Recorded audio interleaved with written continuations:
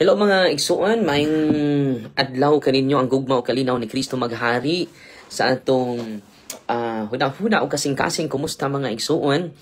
Meron lang tayong sasagutin. Isang pastor, si Pastor Perez Indy. Sikat po itong pastor na ito. Itong pastor na ito. Sasagutin natin ito. Yan sabi niya, those who pray the rosary will go to hell. Just imagine, yung nagdasal daw ng rosaryo, mapupunta sa impyerno. Ito yung sinabi ni Pastor Perez Indy na naging sikat po ito sa social media dahil sa kanyang pagkamanghuhula.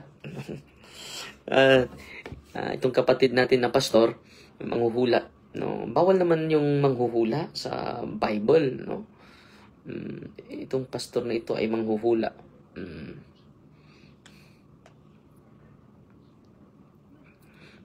Tingnan natin ha. Dahil itong pastor na ito ay manghuhula. Anong sabi ng simba? Dito tayo sa banal na kasulatan. No?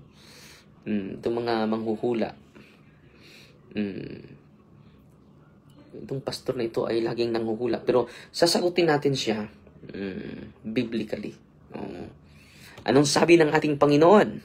Dahil sasagutin natin yung magdasal ng rosaryo ay maimperno. At marami siyang mga hula, mga kapatid, at naging sikat ito. Dahil marami namang parang nagkakatotoo. No? Isang pastor na manghuhula. Anong sabi ng banal na kasulatan, mga kapatid? Sa mga manghuhula. Basahin natin ha. Huwag kayong magkaroon ng sinumang manghuhula, mahiko, manggagaway, o kumukonsulta sa mga espiritu, sapagkat kinasusuklaman ng Panginoon ang mga gumagawa nito. So, delikado yan, Pastor Perez, hindi. Yung panghuhula. No? Ano pa?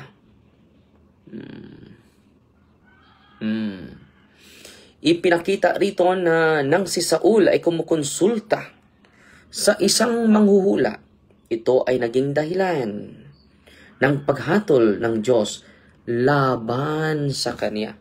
So ngayon mga kapatid, huwag kayong maniwala sa mga manghuhula. Huwag niyong i-rely yung sarili ninyo sa mga hula nila.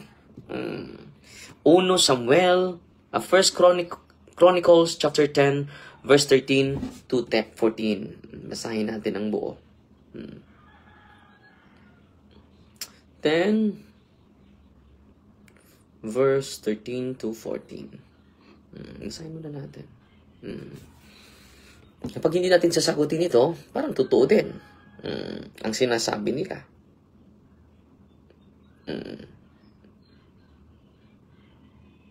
Hindi siya humingi ng gabay sa Panginoon, kaya't pinabayaan siya ng Diyos at ginawa si David na bagong hari. Namatay si Saul dahil siya ay nagtaksil sa Panginoon. Hindi niya sinunod ang utos ng Diyos at sumangguni ng isang manghuhula para malaman ang dapat niyang gawin. Kita ninyo?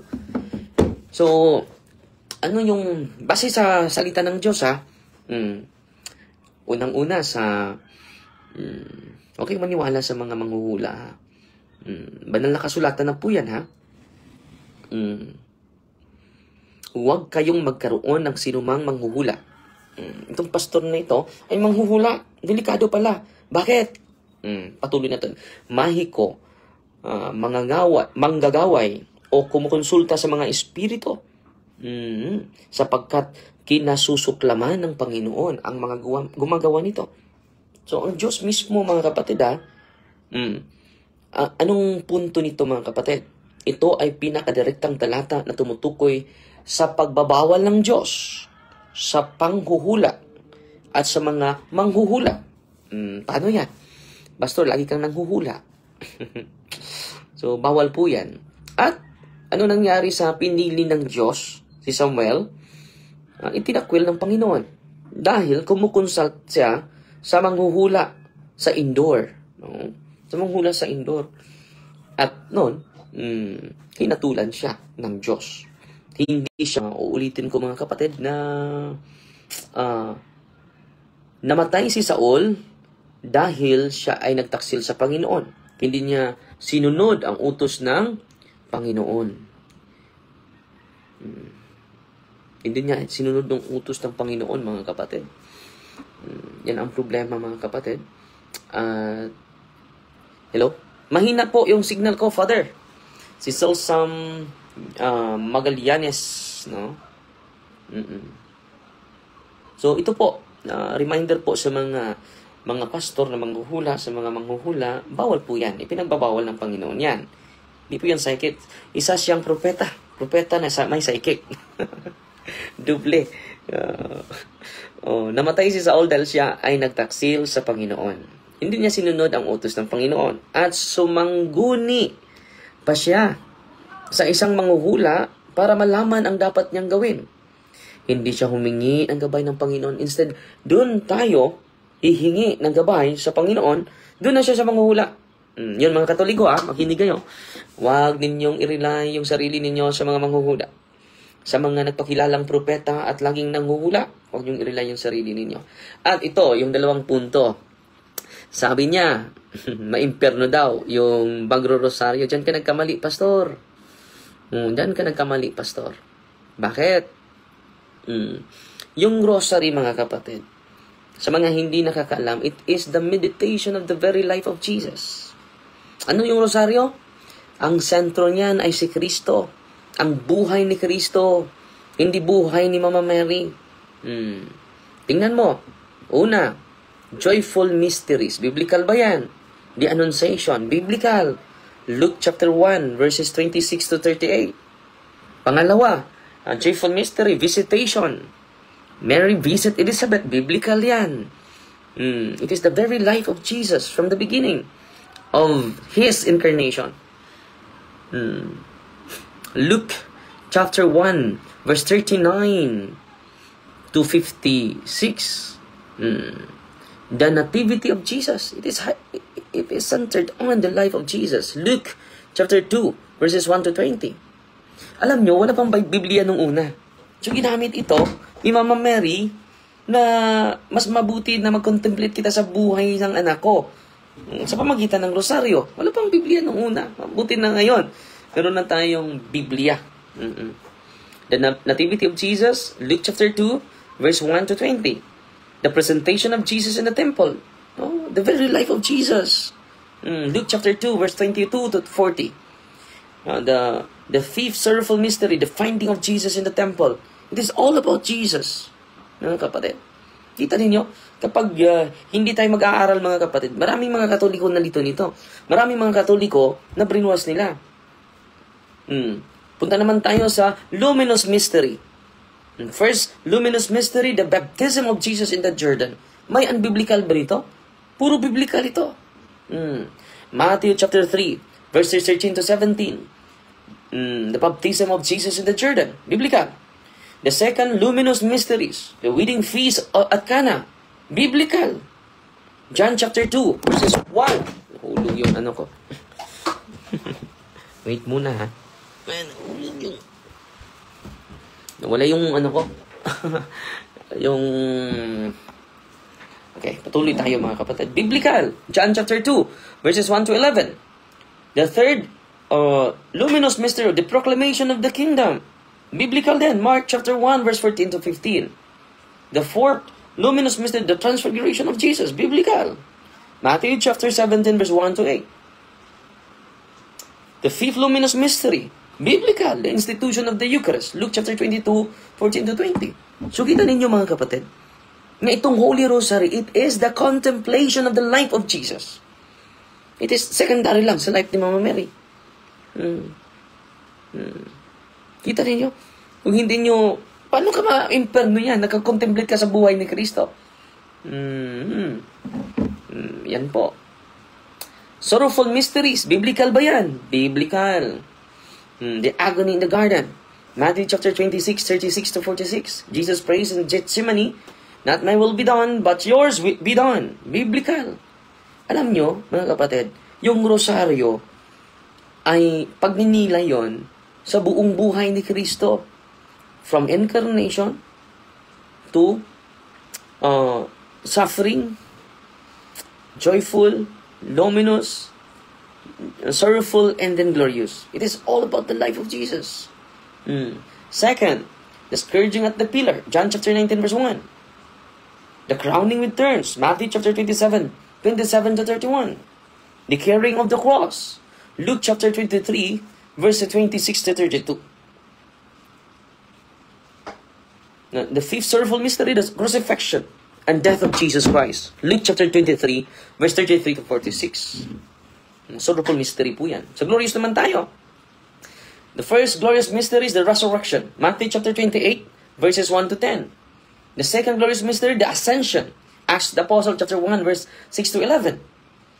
The third glorious mystery, the descent of the Holy Spirit, biblical, Acts of the Apostle chapter 2 verse 1 to 13. The assumption of Mary, Revelation chapter 12 verse 1. And Psalm 132 verse 8. Arise, Lord, to your resting place. You and the ark of your might. Mary is the ark of the new covenant. Psalm 132 verse 8. The coronation of Mary, Revelation chapter 12 verse 1, a woman crowned with 12 stars. Biblical, very biblical. No. Our Father, Matthew chapter 6 verse 9 to 13. Hail Mary, Luke chapter 1 verse 28 and Luke chapter 1 verse 42. So, mga kapatid, very biblical ang rosary. So, paano ka maimperno na naging, nagninilay ka sa buhay ni Kristo? Excuse me, pastor ha, hindi maganda yan, no? Hindi po yan maganda, no? Dito tayo sa mga sayings ng mga santo. Sabi ni Saint Dominic, sabi niya, the rosary is the most excellent means of destroying sin and restoring the reign of grace. Yan ang sabi ni Saint Dominic, ha? Alam mo, Pastor Perez, alam nyo, during exorcism ko, magpakaawa yung mga demonyo. Huwag po kayo magrosaryo, Darwin. Nasasaktan po kami lahat. Doble yung torture namin kung magro-rosaryo kami. Bakit? It's centered on Jesus. The rosary is the contemplation. The rosary is the meditation of the very life of Jesus. Sa mga hindi nakakaalam, wala pang sa 12th century, sa 13th century, wala pang Biblia noon. Katulad ngayon na na-translate na in our vernacular language sa ating dialect. Noong una, Latin lang. Hindi pa natin ma-reproduce dahil wala pang printing press. Pero ngayon, mga kapatid, marami na. Noong una, paano natin ma-contemplate yung buhay ni Kristo in a practical sense? Ito na po yung rosaryo during the time, 12, 13, 14 century. So, ang ganda, no? So, ang Diyos talaga ay magbigay ng paraan. At tayo din, sa kabisi natin, sa pamagitan ng rosary, ngayon ay Monday is a joyful mystery. Pupunta kami sa Mabini ngayon. Pupunta kami sa Mabini mamaya.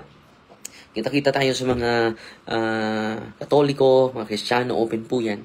So, misa tayo alas 4 and then after that, series of talk, a series of catechism. Okay? So, ngayon, punta naman tayo sa saying sa mga banal. St. Louis Mary de Montfort, the rosary is a powerful weapon to put the devil to flight. Totoo yan. Attested by my main experiences during exorcism. Takot na takot sila sa pagdadasal ng rosaryo. So mga tatay, mga nanay na nakikinig sa akin ngayon, no? Kung totoong iniibig ninyo yung sarili ninyo, kung totoo na iniibig ninyo yung pamilya ninyo, huwag kayong matulog without praying the rosary. The rosary is a powerful weapon to put the devil to flight. Totoo yan, no? Public prayer is far more powerful than private prayer to appease the anger of God and to call down His mercy. So public appearance, public prayer. So tayong lahat, buong pamilya magdasal to appease the anger of God, the justice of God, the divine of the justice of God. So anong gawin natin? We need to have a communal prayer. Hindi sapat yung personal prayer lang. Kailangan natin ng not private prayer lang, communal, to appease. To appease the anger of God and to call down His mercy. Para yung awa ng Diyos ay laging matanggap natin. I beg of you to beware of thinking of the rosary as something of little importance. Anong punto ni St. Louis dito? Huwag niyong maliitin yung rosaryo. It gives us great importance. Then St. Padre Pio, the rosary is the weapon for these times. Pray the rosary always. Pray the rosary. It will give you strength. It will give you enlightenment, guidance, and inspiration every single day. Love the Madonna. Pray the rosary every day. With this weapon, you will win. Sure win. Sure win. Sure win, mga kapatid. No? Punta naman tayo ni St. John Paul II. The rosary, though clearly Marian in character, is at heart a Christocentric prayer. Ang kanto papa na yan, ha? Christocentric. Ano ba yung Christocentric? It's centered on the life of Christ. Yan ang ilalagay nyo sa kukutin nyo, kapatid, ha? Mga pastor. Huwag kayong atakin nyo lang iba. Huwag lang yung rosaryo.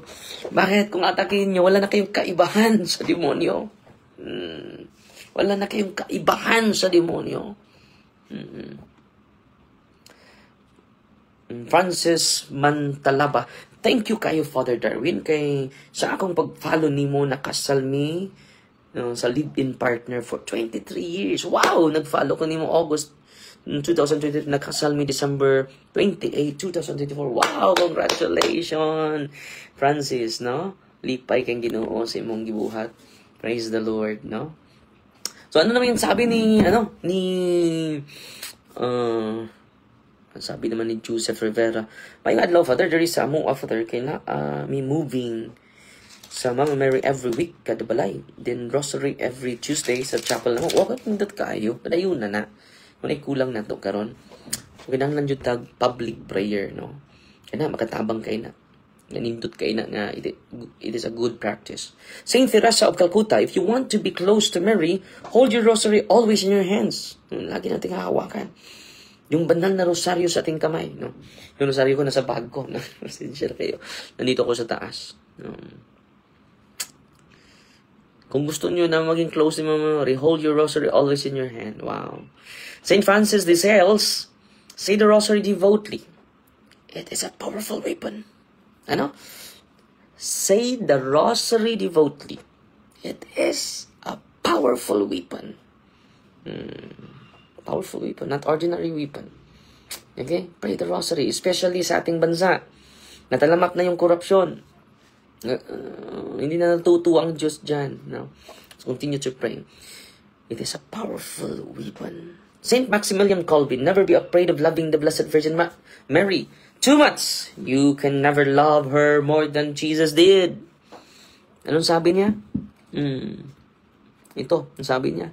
Huwag kayong matakot na mahalin niyo si Mama Mary ng grabe. Yung pagmamahal niyo ni Mama Mary, hindi yan makapantay sa pagmamahal niya ni Kristo sa ating lahat. Wow! Ang ganda, no? Ang ganda nito. Mary's Rosary is the strongest weapon of all. Si Mama Mary is the strongest weapon. Mama Mary's Rosary is the strongest weapon of all. Wow, ang ganda, no? Kapag i-pray mo yan devotedly, marami sa atin na nagdadasal, pero ang ano naman, paspas kaayo. Makipay ka man na puno ka sa grasya. Santa Maria na ka sa Diyos. Amen. Hipay sa mga Santa siya. Amen. Akala na mo. Amen. Paspas kayo. No. With devotion. Juan Ranario, lami man sa paminaw sa hunahuna kung mahuman na tagrosaryo, okay, nanindutan Diyod. Labi na kung imong i-recite. When you recite it with great devotion. Ano pa ang sabi ni, Saint Bernadette Soubirous? Wow, si Saint Bernadette. The rosary is my only weapon. Ang sabi ni Saint Bernadette Soubirous? The rosary is my only weapon. Punta naman tayo ni Pastor Perez Indy. Kung totoo yan ang sinabi mo, bakit yung mga demonyo during sa pag-pray namin ng rosaryo, natatakot sila? Galit na galit sila sa rosaryo. At ito din si Pastor Perez, galit din sa rosaryo. Yung demonyo din, galit din sa rosaryo. Asti lang tiki mga igsoon, magdududa tayo, no? Kung gunsa man ni sila. Saint Alphonsus Liguori, if you persevere in saying the rosary, Mary will make sure she opens the door to heaven. Wow. No, Saint Alphonsus Liguori, if you persevere in saying the rosary, Mary will make sure she opens the door to heaven. Lami ang tulog naa sa kamay at sa pelo ang rosary. Amen. Si Imagine Japting, totoo yan. No? Dito naman tayo ni Saint John Vianney, cures of ours. If you say the rosary every day, you will never be astray, led astray. Araw-araw po. No? The rosary is the tremendous weapon in the hands of those who use it. Wow. Ano? The rosary is a tremendous weapon in the hands of those who use it. Wow. Punta naman tayo ni Saint Therese of Lisieux. How often I let fall my rosary, but Our Lady always gives it back to me. Abi ni mo, Father, tungod kay nag-follow ko ni mo, ako ang bana. Grabe ka palahubog. Grabe ka palahubog. Pinindot po rin katatski ni Saranda nga share. Grabe ka palahubog. Ano man na-convert jud siya sa Ginoo kay makapaminaw man siya nako. Good every time mag-watch nako nimo sa imong mga talks. Ang una, Father, sabaan siya. Sige lang daw kung balik-balik watch sa imong videos. Nahibong pud siya. Sa una, kinsa daw ang manitsit. Ang imong style magwali. Pads ba? Mamu anak ka. Huy! Dayon sit-sit. Pero sa kadugayan sa panahon, Father, natakdan jud nako siya, Father. Na-convert jud siya siguro. Na ako'y pulong nadungog niya. Nidulot siyang kasing-kasing. Muapil na jud siya grosaryo nako, Father. Sa una di jud. Hallelujah! Dalay ko ng Diyos. Kanunay jud, Father. Salamat again for making you the instrument to transform the lives of others through your preaching. Wow! Kanindot, no? Nindot kini iyang sharing, no? Si Sister yung baan na convert jud. Okay, magandang balita to, Sister Titski, no? Lirazan, no? Praise the Lord. No, muna grasya jud na sa Ginoo mga igsuon. Nya si JTL good mini sige ug tan-aw sa imong mga videos na dipay ko nga nadungog nga mo bisita ka sa among town sa Mabini. Oh, Sister Jo, manto ko dito. Karon. So ngaron mga igsuon padayon ta. So pag-ingon ni Saint Anthony Maria Claret, ang akong kuan, ako ning idol. Pagod ta po datong itong idol ni si Saint Anthony Maria Claret, akong patron. Yun siya. The rosary said with devotion is a chain of grace that binds us to God. Wow. Akong bana, Father, kay nas laing balay ay Elsa kabigin ampo igsuon. Continue to pray the rosary. Saint Augustine, with Mary, the mother of Jesus, we learn to contemplate the face of Christ. No, Saint Augustine yun, Saint Charles Borromeo, the rosary is the most powerful form of prayer.